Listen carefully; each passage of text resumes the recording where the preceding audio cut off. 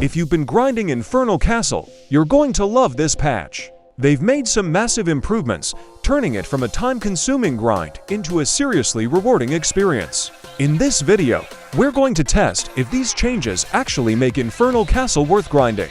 But before we start, Anime Legends Simulator. This game is coming soon to Roblox, and you already can find a lot of leaks and sneak peeks in the official Discord server. Also, right now you can get a code for an exclusive mount or even early access to the game. I will leave a link for you in the comments. Make sure to check it out. First, let's get some basics out of the way. Infernal Castle spawns every hour in Leveling City, at 45 minutes past the hour, and it despawns after 10 minutes. Inside, you can get S, SS, or even G rank shadows, with the specifics coming up later. You'll also find legendary, rare, and common powder dust, gems, and cash. Also bosses drop tickets, but we'll get to that in a bit. To see if this grind is truly worth it, let's set some starting points. Right now, I have 17.9 quadrillion cash, 9.87 quadrillion gems, 297 legendary powder dust, 37 rare powder dust, 100 common powder dust, and 940 tickets. So, let's dive into the Infernal Castle challenge and see what we can get. Now, let's talk about the drop rates. They've significantly buffed money drops, so you'll be swimming in cash. Gems are dropping in much larger amounts per drop, meaning you'll be getting those valuable resources much faster. And for those of you grinding for dust, the drop rate has been increased by a whopping 40%. That's a huge time saver. But the biggest change, they've doubled the time per floor. You now have 60 seconds instead of 30, giving you plenty of time to clear each stage without feeling rushed. Now, let's talk about the bosses. They've made some significant improvements here as well. Bosses now drop tickets, which is fantastic for those of you looking to get those game passes. This makes them a priority target for anyone looking to maximize their ticket gains. And even if you don't manage to completely destroy a boss, they'll still drop all dust types. No more missing out on essential resources, which is a major quality of life improvement. To make them stand out, bosses are now visually larger and more distinct from regular enemies. This makes them easier to spot and prioritize, ensuring you don't waste time on lower value targets. The castle layout has also been revamped. The first 15 floors are now themed around early game islands, taking you on a nostalgic trip from the starting areas all the way up to Brum. After floor 15, the layouts become randomized, adding much needed variety to the later stages. This prevents the grind from becoming too repetitive and keeps things interesting. Just a quick recap on the castle system. A boss appears every 5 floors, and these bosses are always a higher rank than the regular enemies. Enemy rank progression is as follows. Floors 1 to 15 have a rank enemies, floors 16 to 29 have S rank enemies, and floors 30 and beyond have SS rank enemies. This means the higher you climb, the tougher the enemies get, but also the better the rewards. Be prepared for a significant difficulty spike as you progress. About shadows, you can get S or SS rank shadows from normal floors, but to get a G rank shadow you need to beat boss and hope to get lucky because they are very rare. These G rank shadows are incredibly powerful and worth the effort. Important note about dust: to get powder dust from normal enemies, you need to destroy them after killing them. This means you need to be thorough in clearing each floor.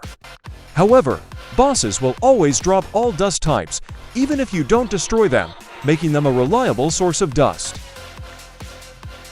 Now, let's talk about damage requirements. You don't need a crazy amount of damage to clear the first 15 floors. However, things get serious quickly. By floor 20, bosses are packing around 10 quadrillion health, so you'll need a good weapon and strong shadows to progress. Right now, the Reaper side with a solid enchant is your best bet for dealing massive damage.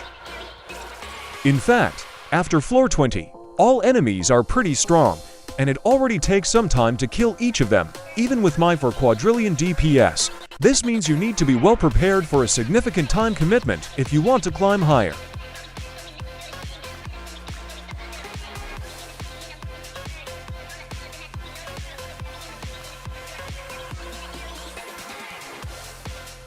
Right now, we are on floor 25, and it's the last floor I'm going to clear. Let's see if we can arise the boss.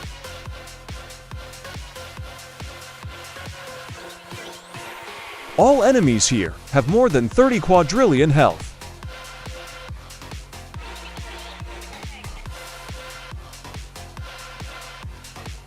And the boss, it has a staggering 281 quadrillion health.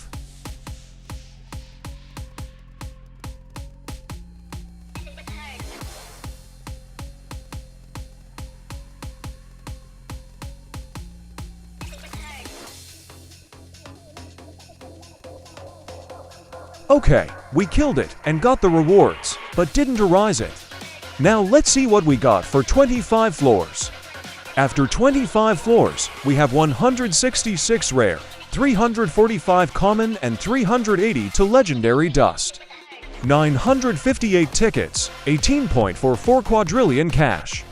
9.91 quadrillion gems. Let's calculate the gains. We got 86 rare, 145 common, and 85 legendary dust, 18 tickets. We got 0.5 for quadrillion cash. And 0.0 for quadrillion gems. Those 15-minute results were decent, but not amazing. However, if you're using a weapon with drop enchant and the loot aspect enchant, you'll see a huge increase in rewards. That makes Infernal Castle a worthwhile farm, especially if you're well equipped.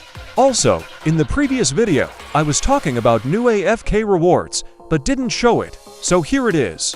For about 20 hours in the AFK chamber, I got a lot of rewards: 1050 common dust, 570 rare dust, 275 legendary dust, 210 tickets, 11 random potions, and of course, the new horse mount and the new weapon skin, the Holy Axe. Let's see how these two look in game.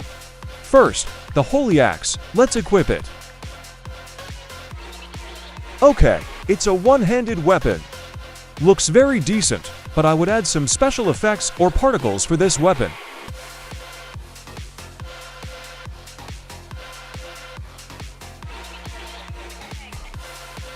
Now, the mount. The horse mount has the same speed as the previous mount for AFK rewards, 85. Let's see how it looks like.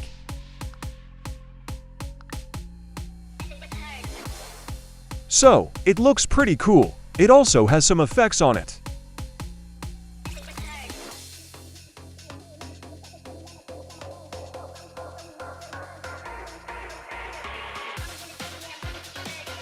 I like it. Alright, it looks like you like giveaways at the end of the video, so I will keep giving away a few game passes every video. All you've got to do is give this video a like, subscribe, and most importantly, leave your username in the comments so I can give you your rewards. And here are the two winners for the previous video. If you're watching this, make sure to accept my friend request on Roblox so I can gift you your rewards. That's all for today. Thanks for watching and subscribe for more.